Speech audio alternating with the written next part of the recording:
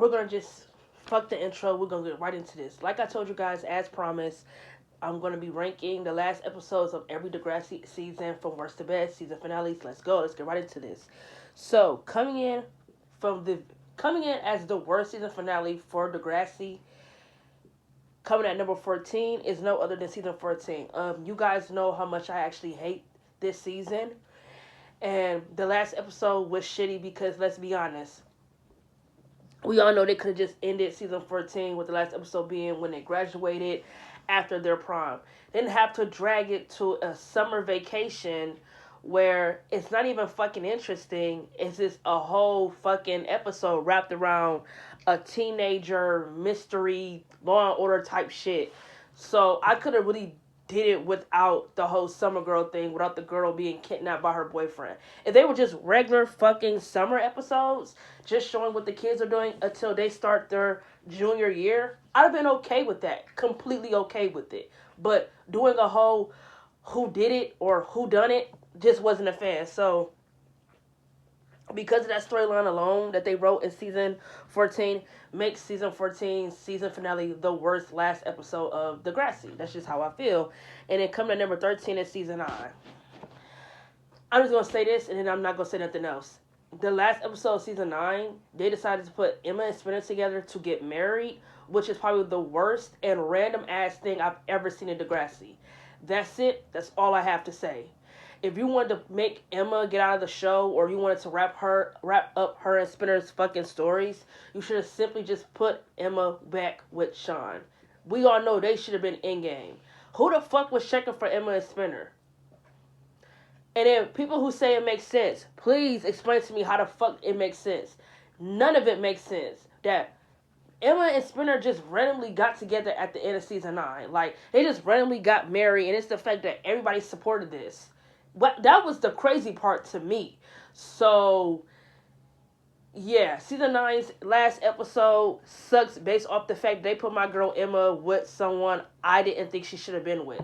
I don't hate Spinner, but I feel like the best relationship on the show Emma was ever in was in Sean, and that should have been her rightfully in-game ship. I don't give a fuck how anyone feel.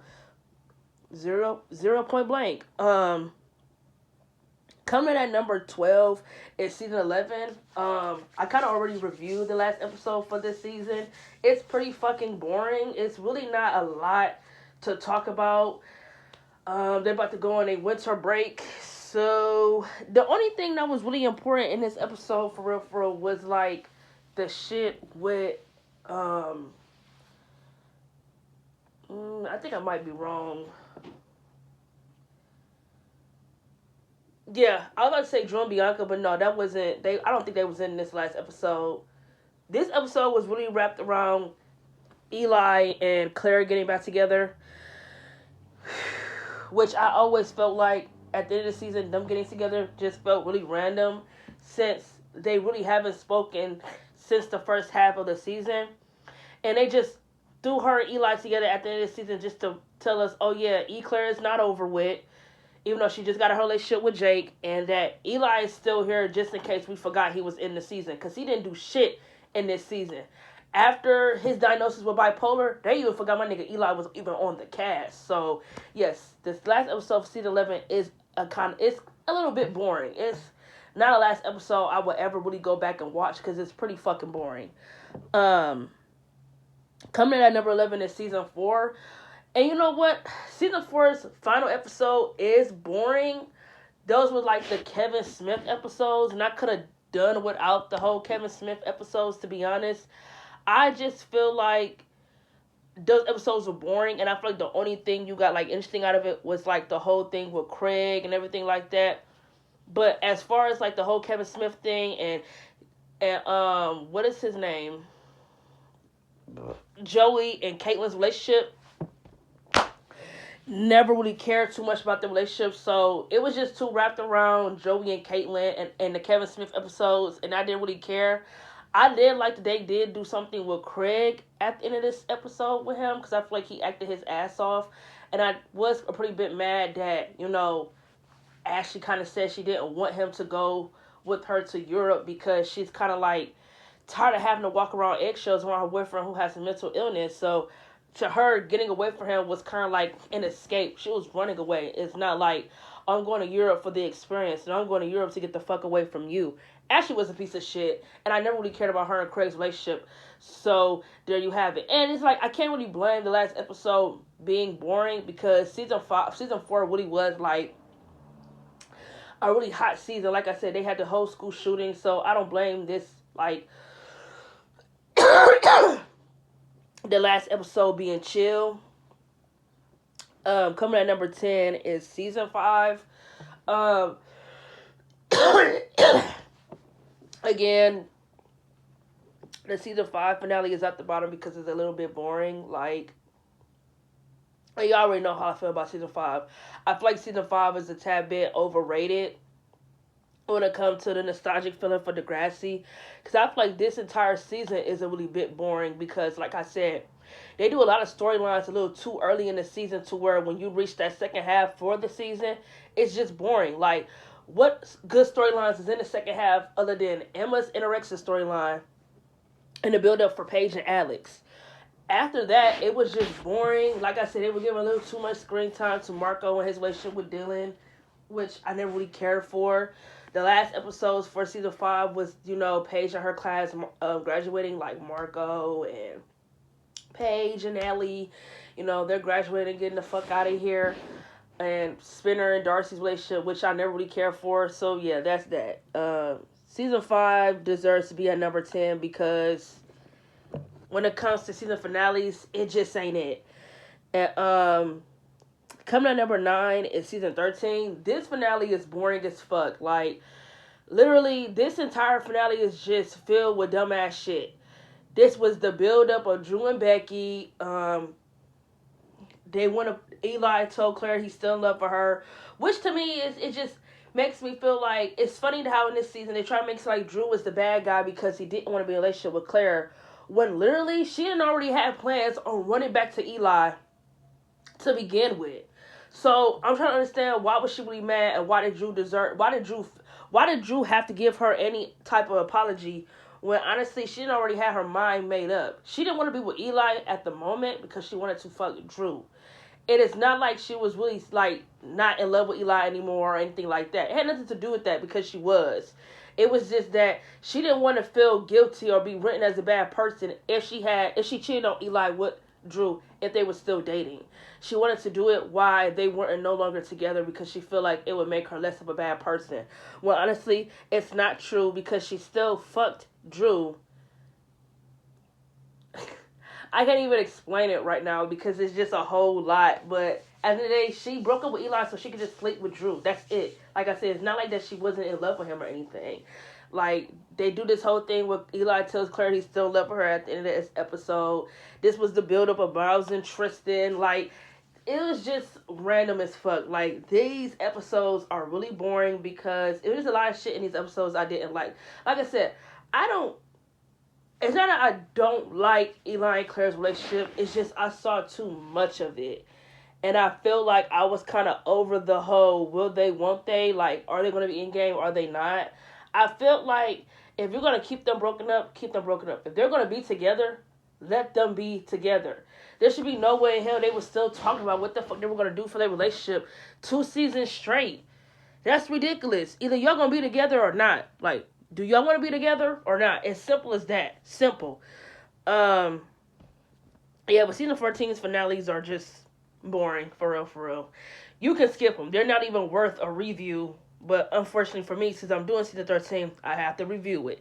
So, coming at number 8 is season 3. Up until yesterday, I kind of totally didn't even remember what the finale was for season 3.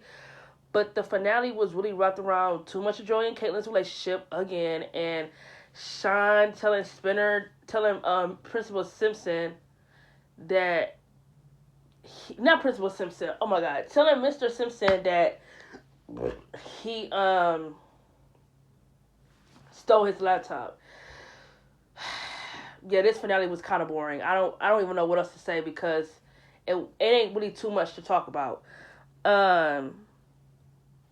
Coming at number 7 is season 12. Now, I kind of ranked this a little bit higher because I feel like compared to all the other finales I kind of named, this one wasn't as bad, but it's still a finale that I don't think I will ever go back and watch for Degrassi, simply because it was wrapped around a little bit too much of Fiona and Imogen, and I never really cared too much about Fiona and Imogen's relationship all that much to make it the main focal point for these episodes specifically.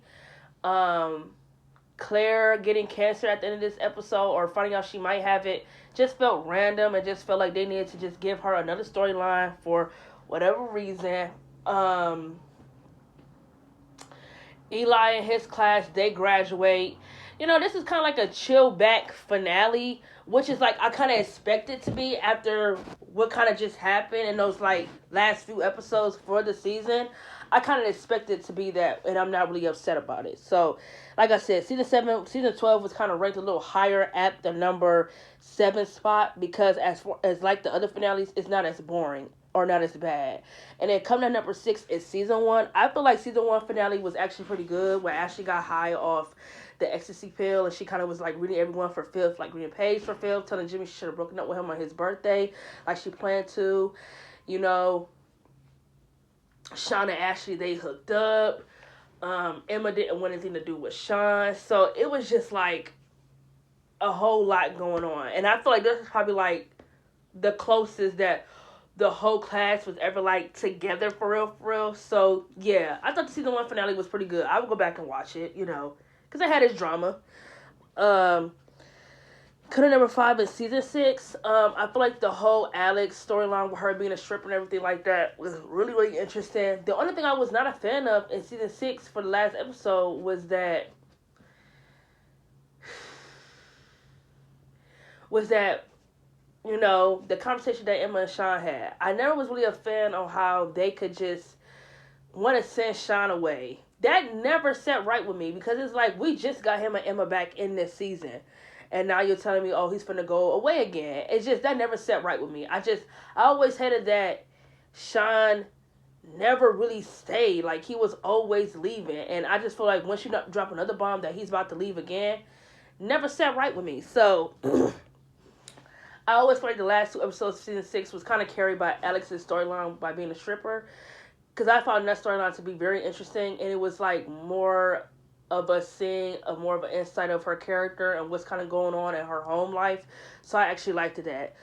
Coming to number 4 is season 7. I'm not a fan of this season, like, at all. But as far as the last episode was concerned, I actually liked it. I liked the whole, like, Liberty, Damon, and shit. Like, it was drama. I liked that. I liked that, I actually, because Liberty to me in that last episode, season 7, she was pretty as fuck. Like, she looked so fucking pretty in her dress. And I really felt like they tried to treat her like she was ugly, when I feel like she had a really good glow up in the show. I feel like they tried to treat her like she was ugly, and I felt like when Manny tried to check Liberty about it, I feel like it didn't come from like, oh, it's wrong. First of all, right message, wrong messenger.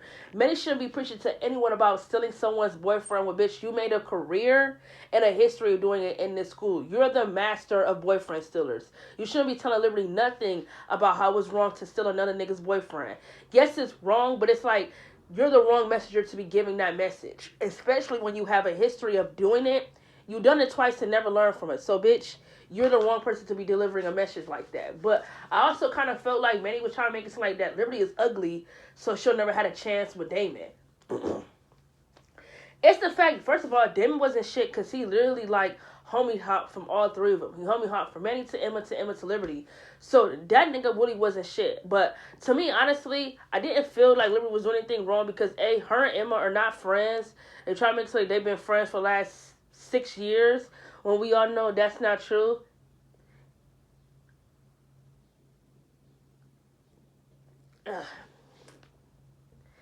Emma and Liberty are not friends. To me, they're not. They're not friends. Manny and Liberty might be friends, but Emma and Liberty are not. Toby was mad because Liberty didn't want to be in a relationship with him, or that she didn't see him like that the way he saw her. Which is like, Toby, don't you think it's kind of disgusting for you to want to see you that way? You were literally JT's best friend. She was in love with this guy when she died. So, what's up? like what's really good. They graduate in this episode. You know, like I said, they always had that tearjerker moment with me when they, go to JT's memorial place and tip his cap, saying he graduated because he really should be there. But yeah, I actually like to see the seventh finale for real, for real. It had drama in it. It did compared to some of these other finales. It did. The whole Liberty and Damon shit was probably the most interesting thing in that last episode for season 7. Coming at number 3 is season 10. Now, this season might be long as fuck, but them last 2 episodes where it was just wrapped around Eli and Claire's relationship, 8. It ain't down. I don't care about the whole Fiona and Holly J storyline, about Fiona being in love with her, but the Eli and Claire shit, it ain't. It ain't. It ain't. I don't care what no one say. It definitely ain't. The whole, storyline, relationship plot, him crashing his car, all that. All of that was interesting and fucking 8. So it definitely deserves to be in top 3.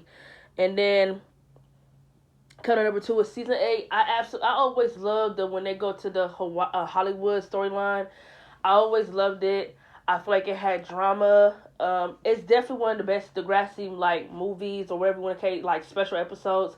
I always love when Degrassi goes Hollywood. The only thing that didn't sit right with me is that what they did to Paige's character and how they didn't make Craig and Ellie endgame when we all know they should have been. He should have been getting on that plane with her.